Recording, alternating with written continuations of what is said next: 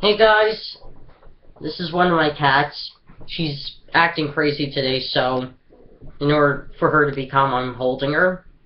Anyway, yesterday, I should say this morning, like around 1:30 in the morning, I'm on my computer and I get a notification from MSN News saying that Brian Williams has been suspended from nightly news on NBC for 6 months for lying for about 8 years about some story that he was in a helicopter in Iraq and something like that that was shot down. So, now, people are automatically saying fire him and all that, make him suffer, make him lose his job. You know, Brian Williams is a human. He's like all of us. He makes mistakes. Except he's been telling a lie for 8 years, so he's been making a mistake for 8 years altogether. But, all joking aside, he made a mistake. Sure, he lied about one thing. One thing. Other than that, he's been truthful about everything else.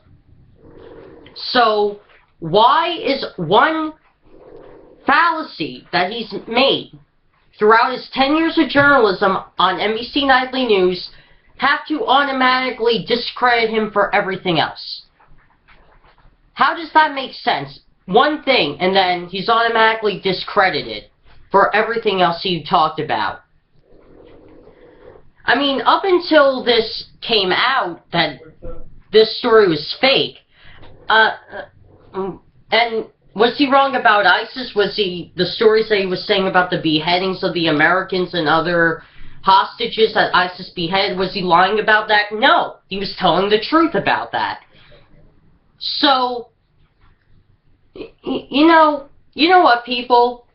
We live in a society where if somebody's reputation is ruined and is at the point of no repair, we have to move on to ruin somebody else's reputation to the point of no repair. People attack Bill Cosby, people attack Woody Allen, now people have to attack Brian Williams. Now, who's next? Bono for having glaucoma? What's after that? Whoopi Goldberg for smoking pot for having glaucoma? What's next? Who's the next victim of people's reputation ruining? At the end of the day, the people that are saying, oh, he should lose his job because he lied, you make me sick. You truly do. You make me sick because, like, you never made a mistake before. You act like you're so high and perfect that you never made a mistake before. Horseshit. You made mistakes before. You made mistakes before. I admit, I made mistakes. I made mistakes in my life. I admit that I made them. And stop playing around like you're the greatest group of people because you haven't made a mistake. Like I said, horseshit. You made mistakes before. Theodore Roosevelt, who is probably one of the better Republican presidents of the 20th century, said, a life without mistakes is a life that wasn't well lived. A life with mistakes is a life that is well lived. Because you learn from your mistakes. You learn to become a better person from your mistakes. So, Brian Williams, sure, he made a mistake. Sure, he lied about a story. But is it really his fault, or is it the executives at NBC?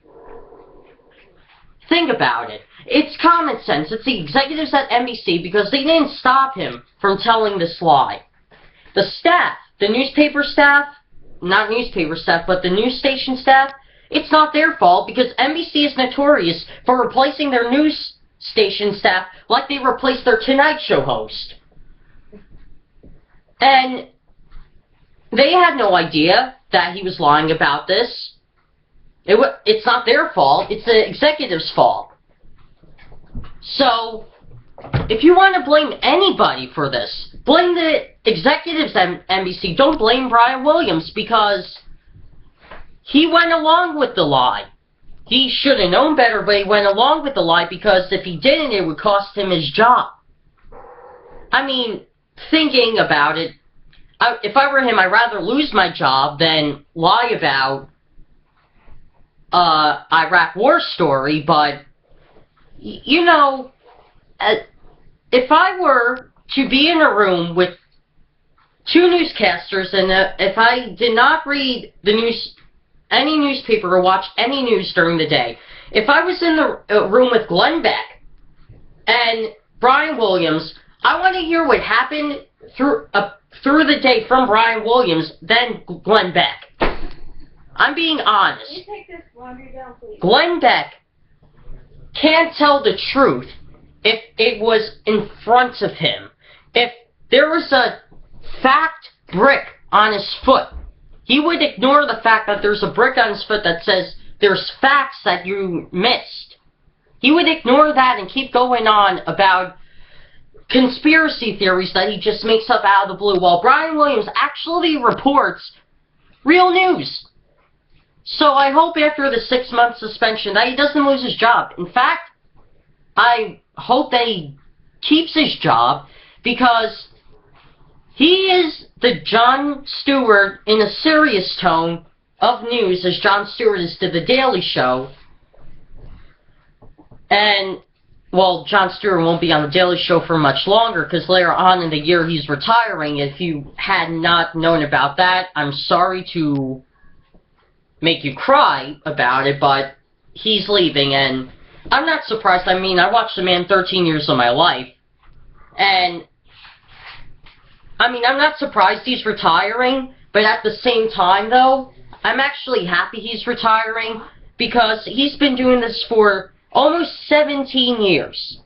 And for somebody to do that 17 years without a break, that's actually kind of dangerous for your own health, to not take a break after a certain amount of time, because your body just gets old and rusts if you keep doing the same thing. Look at Walter Cronkite. He did CBS Evening News until 1982, and by then he was in his late 60s, he was near his 70s, and, I mean, the guy couldn't even run out of the building if there was a fire, because he was too old to do it. And Jon Stewart, though, I mean, the man, he directed Rosewater, which I want to see. But if he wants to pursue in talking about his political point of views through film, I would pay to see the movies that he makes, because he's also a trustworthy newscaster, even though he's a comedian.